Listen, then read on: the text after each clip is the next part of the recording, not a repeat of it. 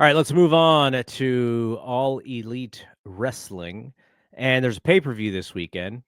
And I think my take on this show is similar to my take on a lot of these shows, which is they are really hitting it out of the park by with their current audience. Like their current audience is super happy with the product.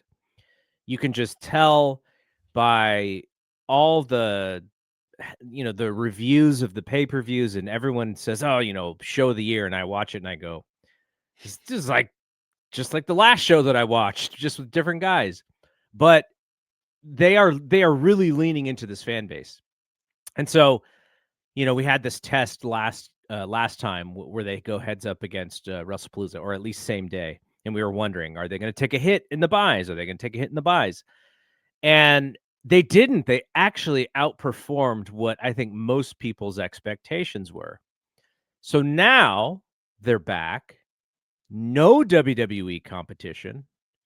WrestleDream in St. Louis. There's not a lot of people that are going to be going to this show, at least compared to the last few AEW shows, pay-per-views.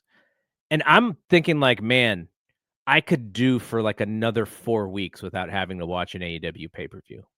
And I don't, but here's the thing. I am not an AEW sicko. I don't live or die for these shows. So that just might be someone who watches a bunch of different stuff versus someone who's just watching AEW television. They're like, you know what? I'm ready. I'm ready for another pay-per-view. Where do you sit with this one?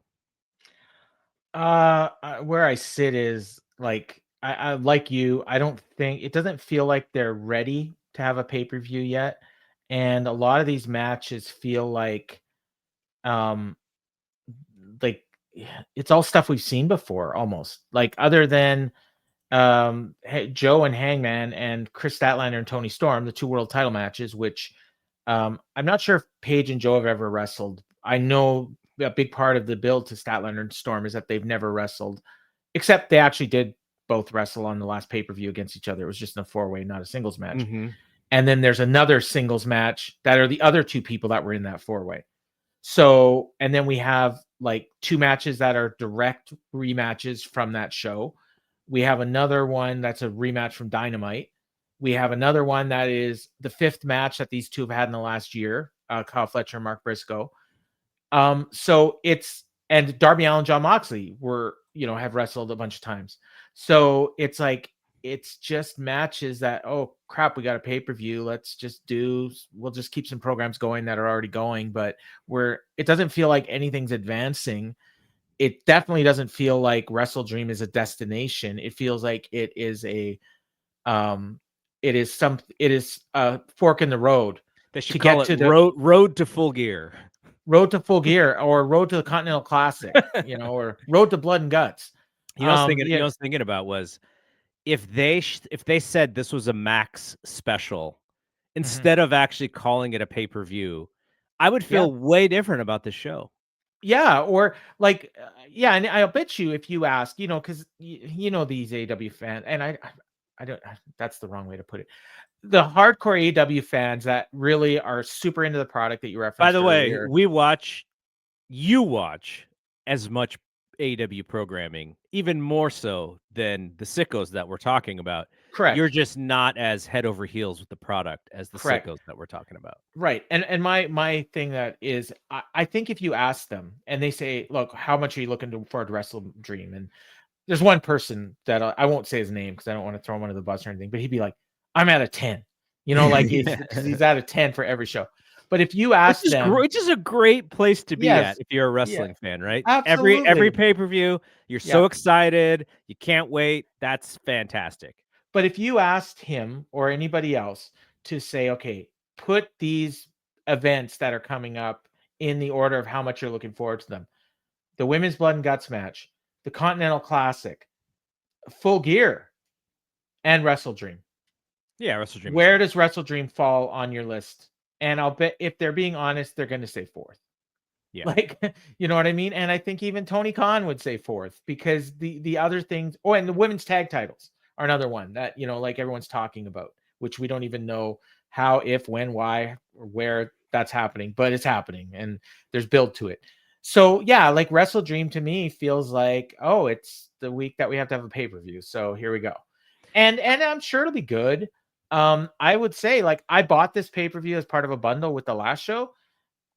And I've said this, there's no way I would pay for this pay-per-view. Like if I hadn't already bought it on a bundle, but I paid $35 for 2 shows. So I'm gonna watch it and I'll probably enjoy it.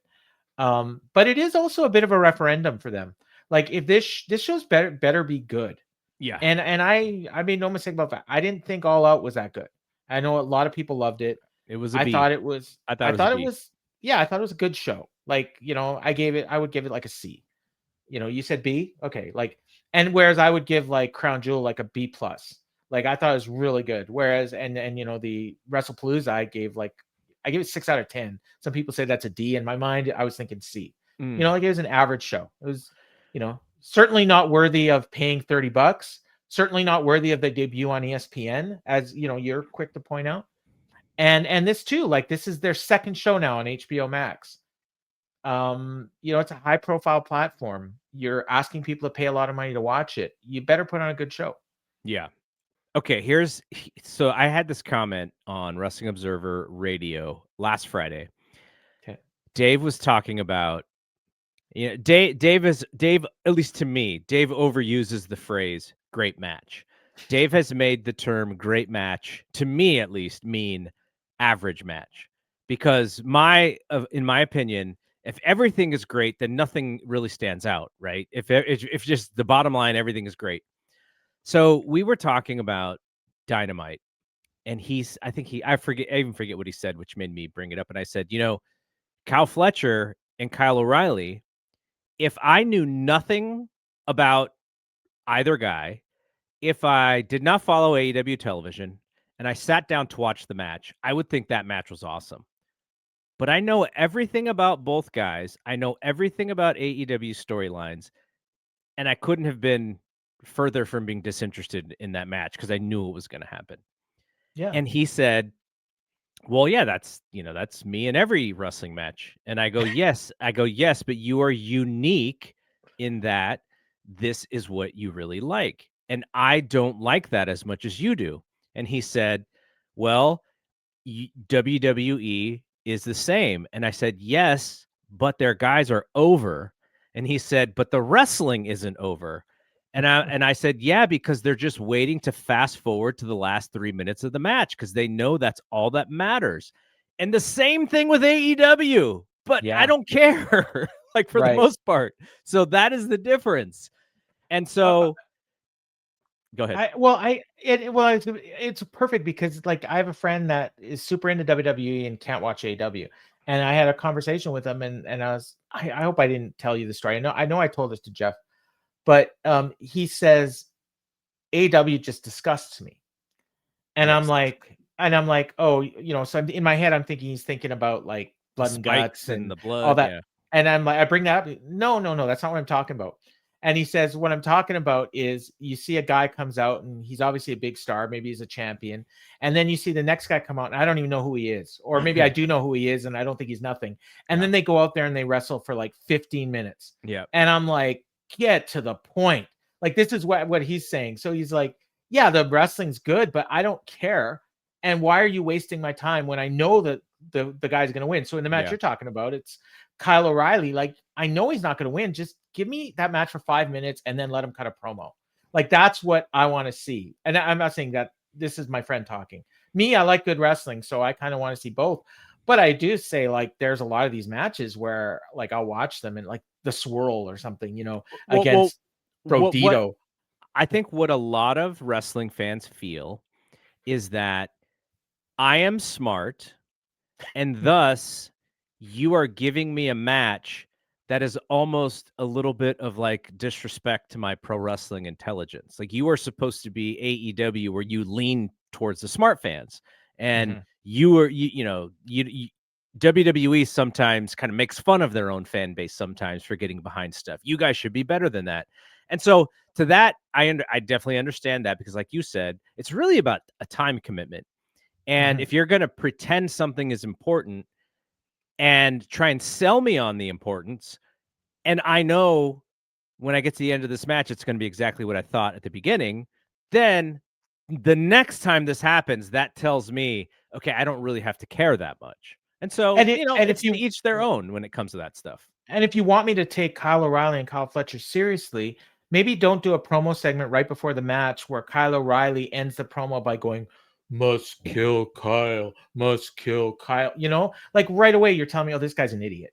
And I told Dave this, and he had an answer for it, but I said, oh, if Kyle O'Reilly had won 3 matches in a row, and he said it was his campaign to get this match with Kyle Fletcher because he owes him one, then at least I would be a little bit more invested seeing that, okay, they're putting something behind Kyle to get him set up for this match. And then Dave said, well, a lot of things are very last minute these days. And they just wanted to have a match where people could chant Kyle forever.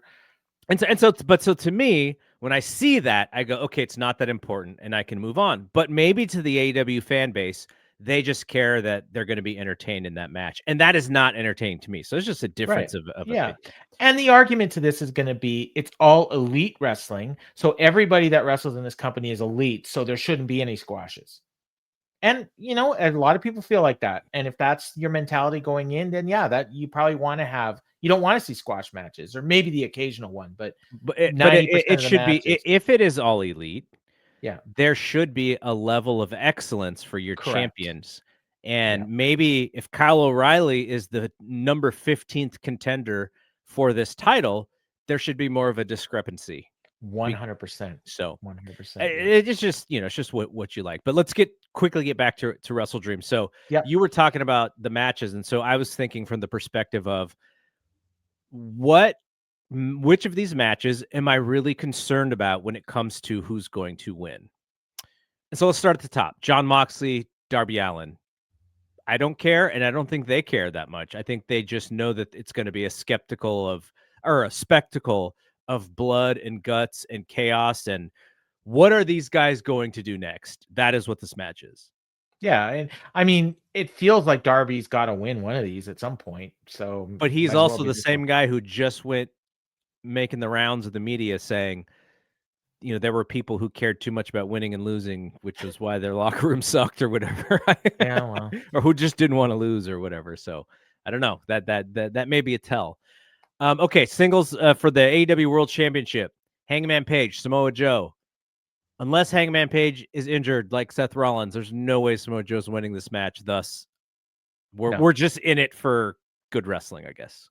Yeah, and there's no reason why you would put the world title on Samoa Joe.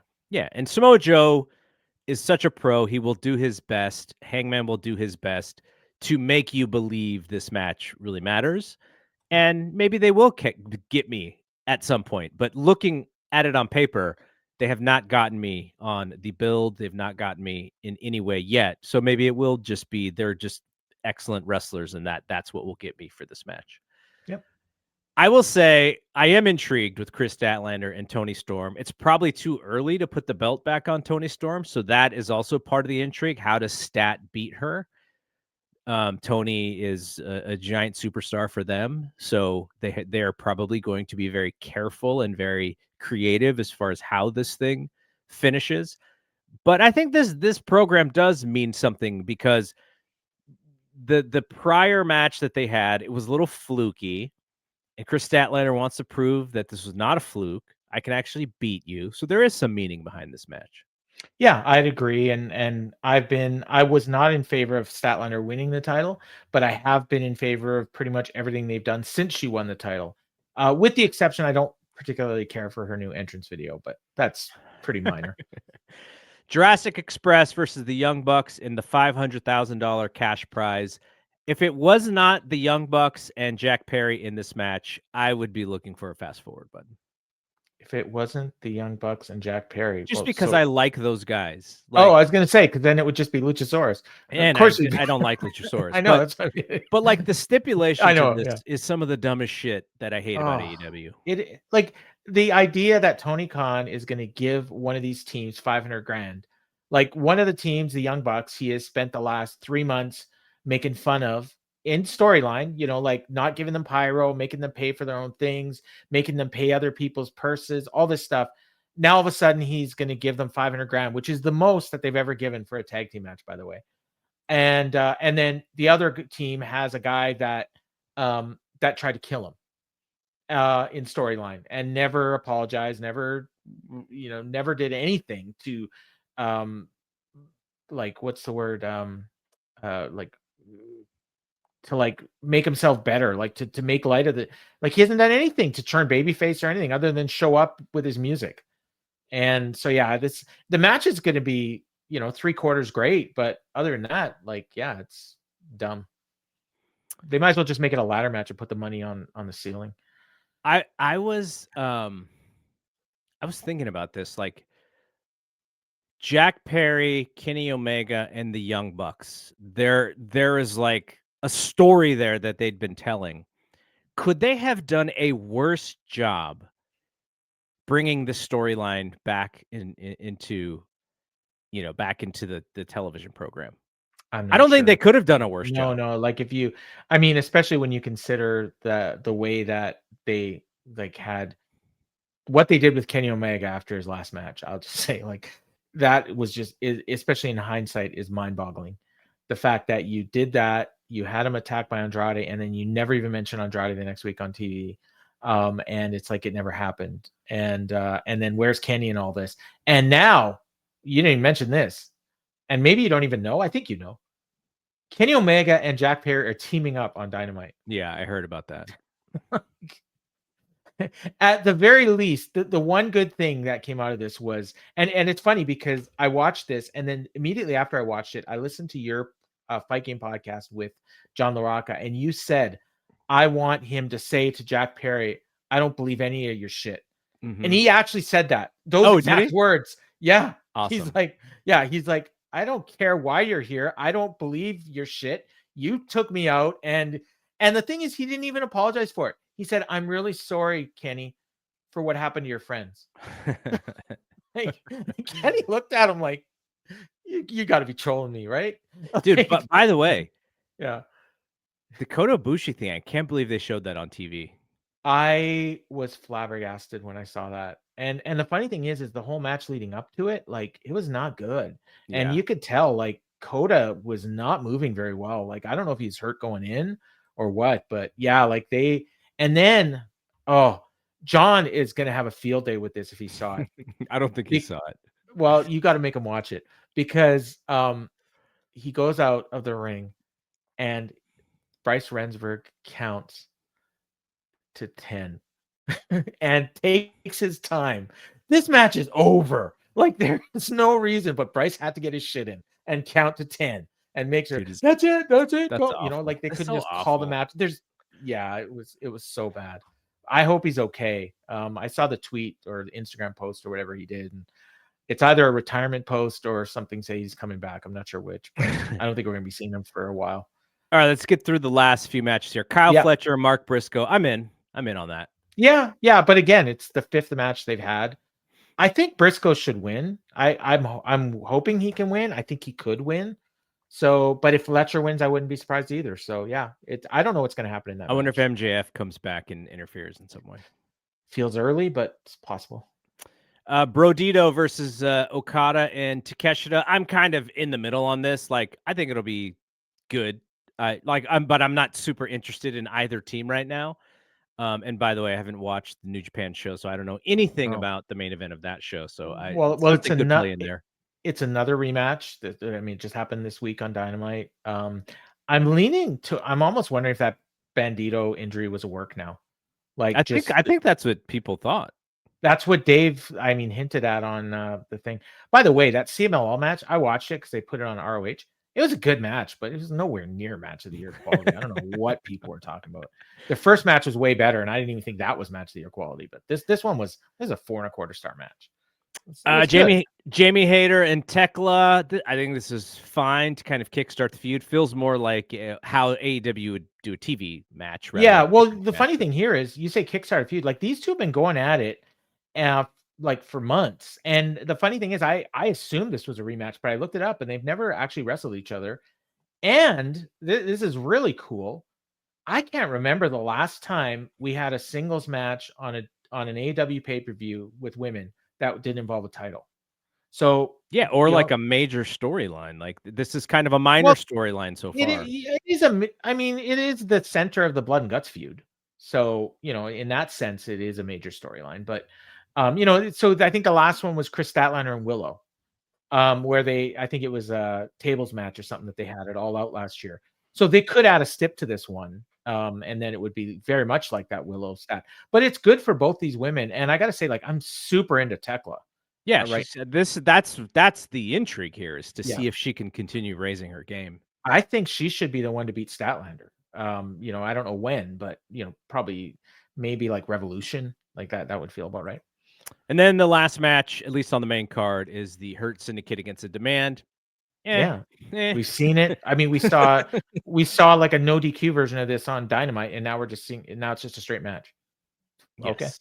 and they wrestled on the last pay-per-view too. So this is their Yes. third match in a month. Yep. So yeah, this feels like a special episode of Dynamite, really. Yeah.